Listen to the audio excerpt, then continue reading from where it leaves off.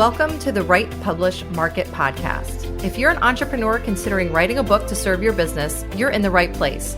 Or maybe you've already decided. That's even better.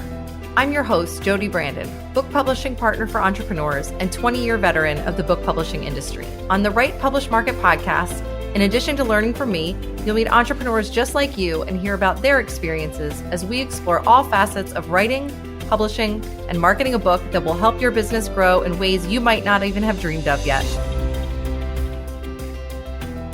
Our guest today is Aryn Van Dyke, a book marketing consultant and author coach. She has worked on hundreds of book launches, including multiple New York Times bestsellers, spanning across multiple nonfiction genres.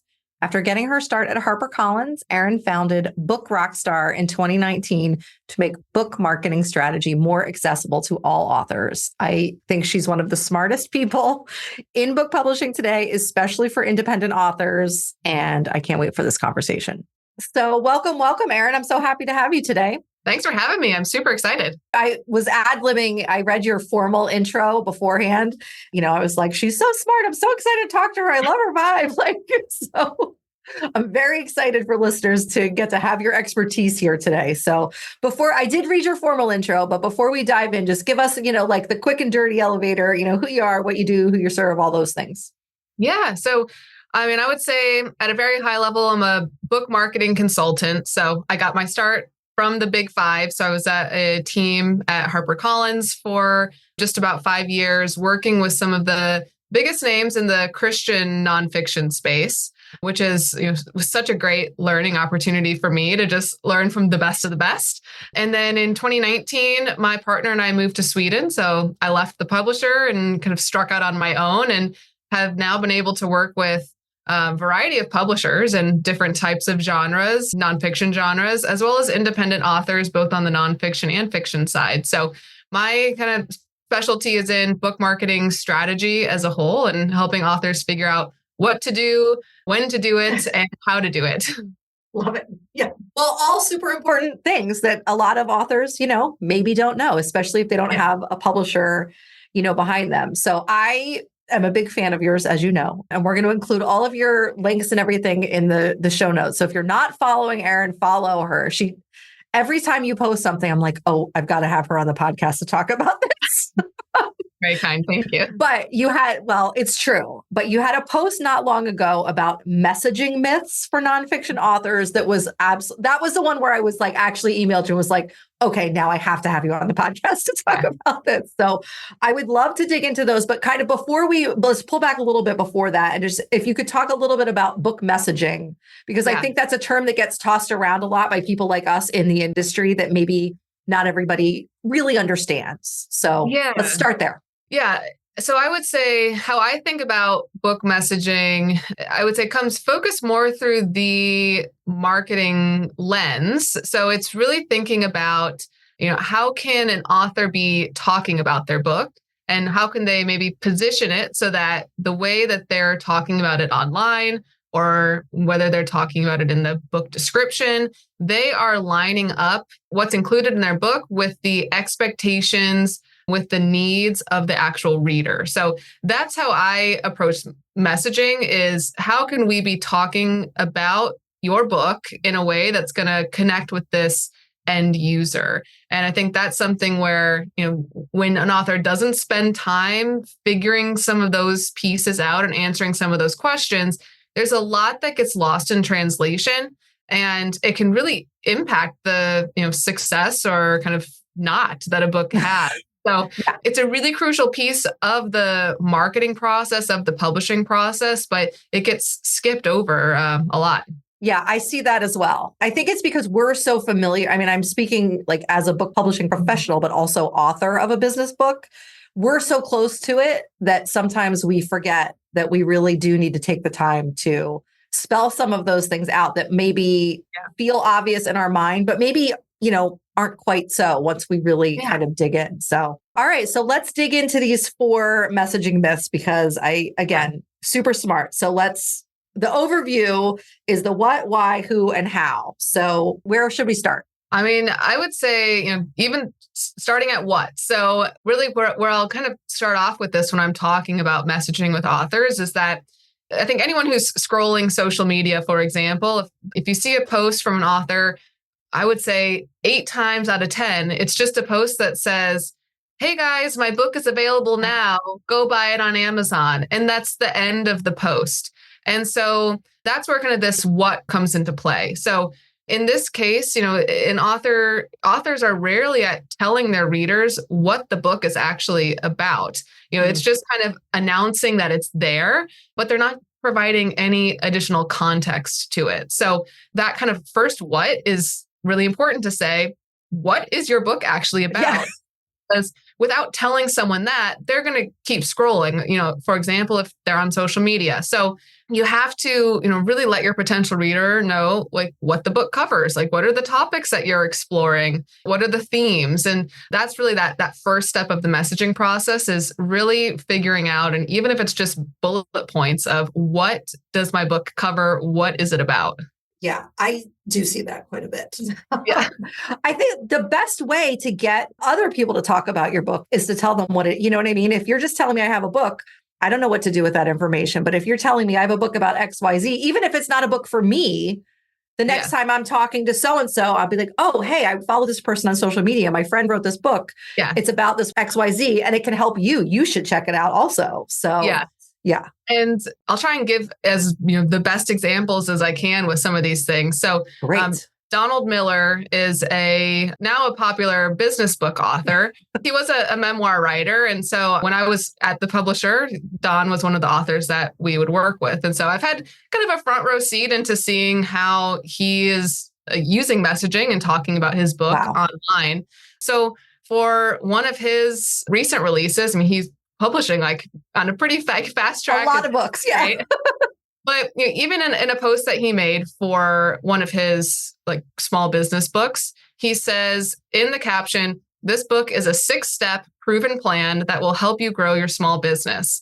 So it's just, he's being really clear there saying what the book is about. 6-step proven plan that will help you grow your small business. So for this potential reader, they're seeing this and it's like, oh, well, now I know exactly what this book is about. So it gives them that context to say, do I keep reading? Do I explore more? Or do I keep scrolling? Yes, I love that. Well, and I think a lot of people get held up too sometimes by, oh, it's all of this extra stuff to post about the book. But I guarantee that phrase, the 6-step framework for small business owners, I forget the exact wording, surely that's in other places. That's repurposed content, right? Exactly. You don't have to, again, start at ground zero every single time. So, and it can be that simple. And that makes, and I hear that and I'm like, oh, I wonder what the 6 steps are. Exactly. Now I want to dig in a little more rather than keep scrolling. Okay. I love that you're including relevant examples too. That's super, super helpful. And you lucky duck working on Donald Miller's book. Yeah. That's exciting that you got to do that. So, okay.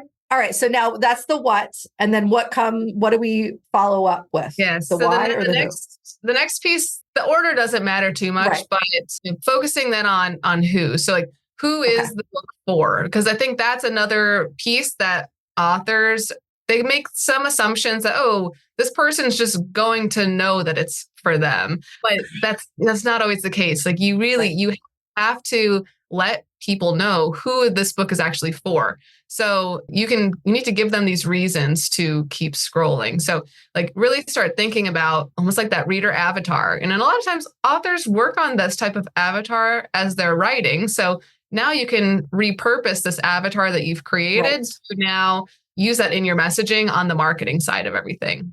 Yeah. So you can really just think maybe more like demographically. Is it maybe a job title that someone has? Is it that they're a parent of preschoolers? You can think more on those types of terms, but you can also start thinking about what I would call the felt need that this potential reader has. Mm-hmm. And so not only might you be identifying just really tangible things like profession, maybe gender or whatnot, but you can also start identifying what are the things that this person is feeling, because that is a huge way for authors to then connect with this reader using messaging. So another author who she really understands this this piece of the messaging concept and really messaging as a whole. But Lisa TerKeurst is a really popular women's Christian writer. Yeah. And this is something, if you scroll through her posts on social media, it's very evident that she gets this who down really well. So, I mean, she starts off a social post saying, if you've ever felt like you were hurt so deeply that forgiveness seems cruel and unrealistic, I get it. And it's so she's using, this messaging of the who her book is for, someone who's maybe been hurt so deeply and is, wondering, is forgiveness worth it? But this is one of those things where if you are in the situation, then that causes you to stop and take a look. And you can start asking, yourself, what are maybe some of the questions that my target reader is asking themselves? Or what are some of maybe the challenges they're facing, or what are things that they're thinking or believing? And you can start calling those out in your marketing, because that really signals to your target reader who the book is for. Yeah. I love that idea of connecting, because nonfiction books that we work on, they're solving a problem for readers, right? But making that connection between that problem and the emotion that people feel to have that problem solved, I think is super smart. And I think that I see a lot of disconnect in the marketplace. Yes. So I think that making that, but really speaking to the emotion of people. And I love what you were talking about with the avatar also, going beyond that, the physical attributes, of this person that I'm writing for. And, thinking about it a little more broadly with some of those other, demographics and psychographics and all of that, I think is something, again, that is often missed, but shouldn't be. So, yeah, exactly. And it's really that biggest signal that you can give to a reader that, hey, this book might be for you. And it gives that extra connection point that an author can have. Absolutely. So it's really taking the time to think, what are these emotions, challenges, questions that my perfect reader is sitting, in their chair right now thinking about or absolutely. Asking. Yeah. Yeah. Well, that's such one of those surface level things that we think, right? Put yourself in your reader's shoes. But if you really take the time to do it, it's such a fruitful exercise. Yeah. Yeah. Okay, so that's the what, that's the who, and now how about the why? Yeah, so the why is really, it's almost like throwing the question back at yourself as the author. So why did you write this book? Why did you take the time to sit down at your computer every day and write these words? Was it a passion project? Was there something that happened in your own life that prompted this? Yeah. Or is it a message that you looked for and you couldn't find somewhere else, so you decided that, you were going to write it? All of this information can, again, really help, signal to a reader, oh, this is important to me. But it gives that, almost humanity and authentic connection to the book as well. So, instead of an author just, again, saying, oh, the book is available and, go buy it. It's saying, well, this is why I decided to do it. And a great example of this, so it's not an author that I've worked with, but one that I can follow on social media. It's realtalk.therapist. So she announced her book, and it says, she says in the caption, after I trained as a therapist, I became so annoyed by just how inaccessible therapy can be. I wish more people could benefit from the lessons that can be learned through unpacking life with a therapist. So given the opportunity, I wrote Real Talk. So again, it's really giving that reason behind why they wrote the book. So there was this gap in the marketplace, or this lack of information that was available. So, this author stepped in to make sure that was something that was available to those who needed it. But the thing is, they're using this messaging to convey that to potential readers. Hey, business owner, if you've listened to this podcast for a while now, you know how important I think a writing routine is, preferably one that's in place before you begin that book writing, though it's never too late.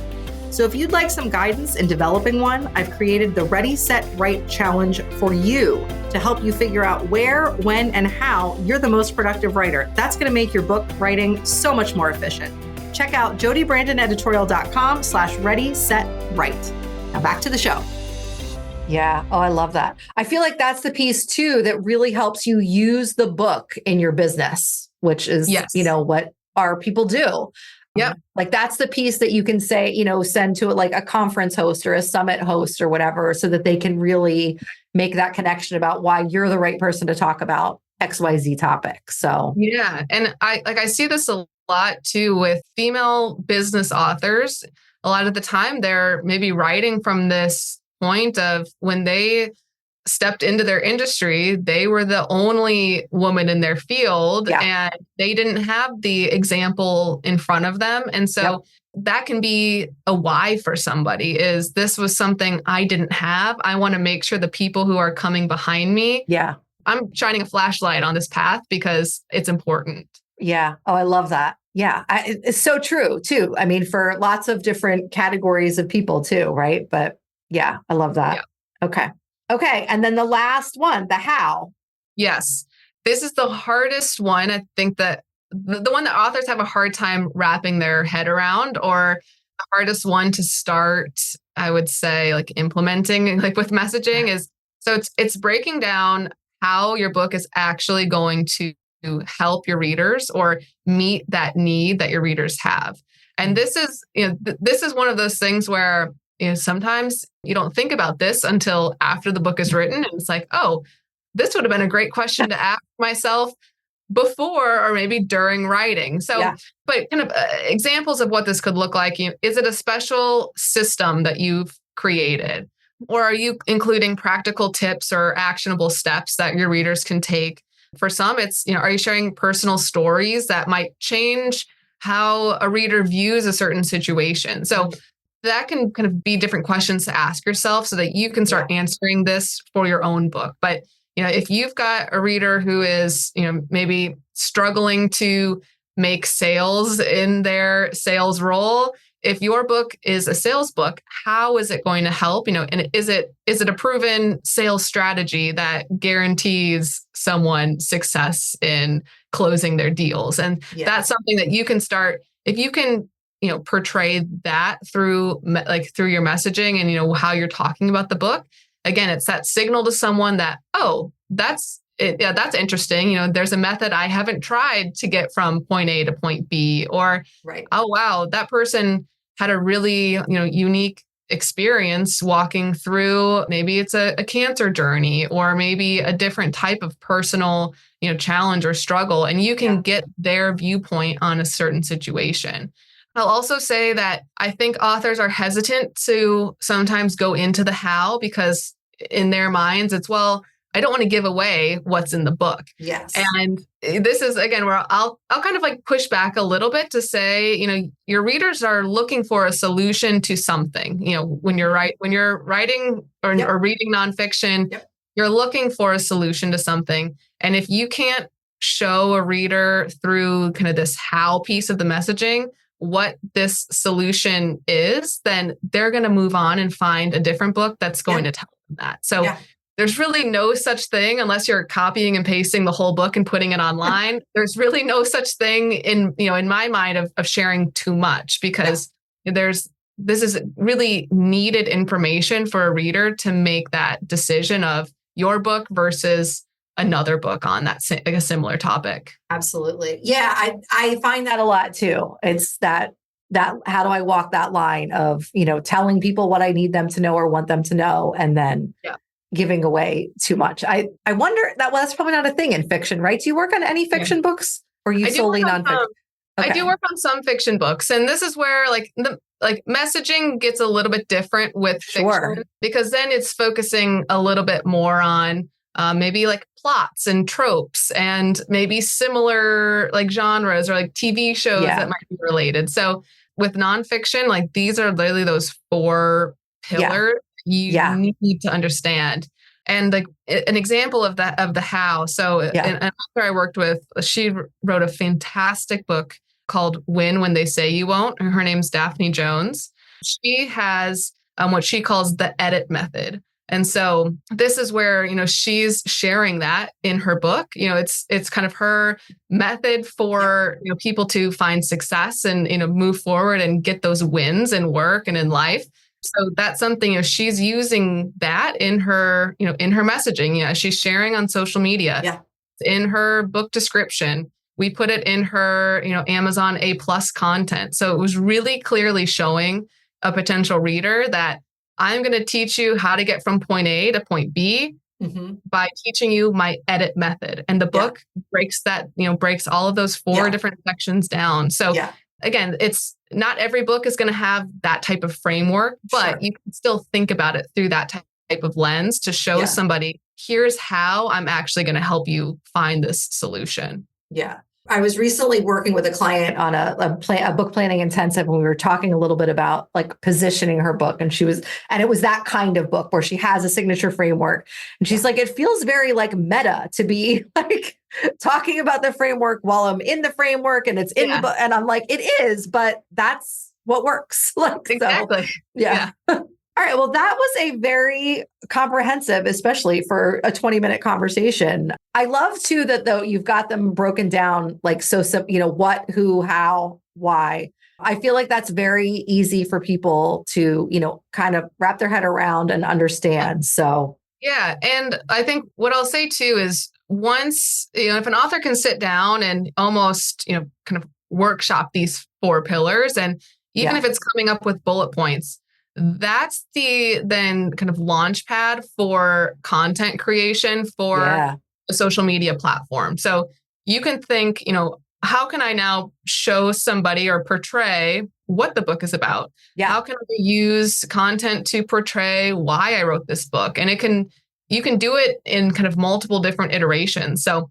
you can create a video, you can create like long form content. You can even, break things out into like little bits and pieces and just keep repurposing from this like, kind of homework that you've done so that you can use that, on social media. You can, what I'll help authors do is say, all right, let's now break all of these down into emails that can go out, ahead of the launch of your book so that we have an email that's just focused on the what. And then a week later, 2 weeks later, we have an email that goes out that's just focused on the why. So the first step is sitting down and kind of doing the work, getting this figured out. But then, it's then taking those next steps to say, how can I use this information? And that's social media, email, revisiting an Amazon description, thinking about, even keywords or Amazon A+ content. So you can start actually portraying this to finding your book. I love that piece of it. I think that that's something that really gets lost a lot of times, especially, because we both know writing a book is overwhelming. It's a lot. There's a lot of moving pieces.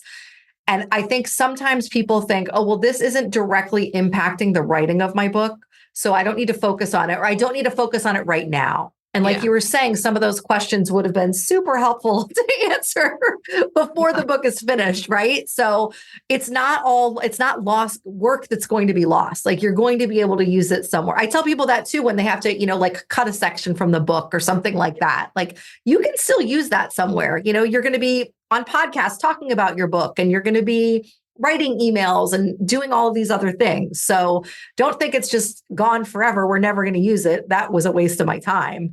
But I think it's an outline for everything. Yeah.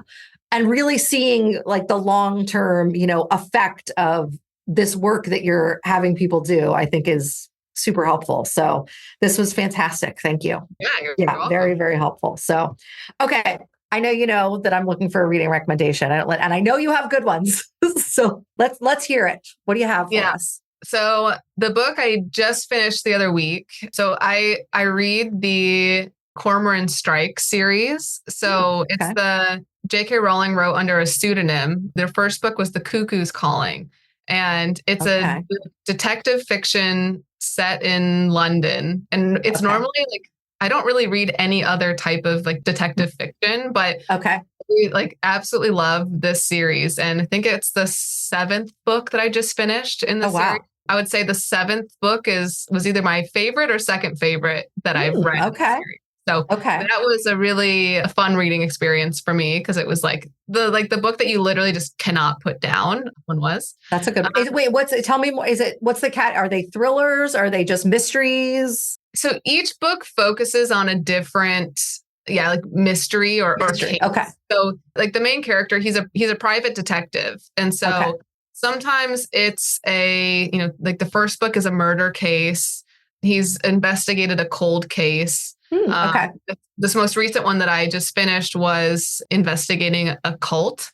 Oh, wow. They're like really interesting. So they've all got a different angle to them. But it's a private detective and his at his agency, and they're trying to kind of solve these different types of cases. All right. Those sound interesting.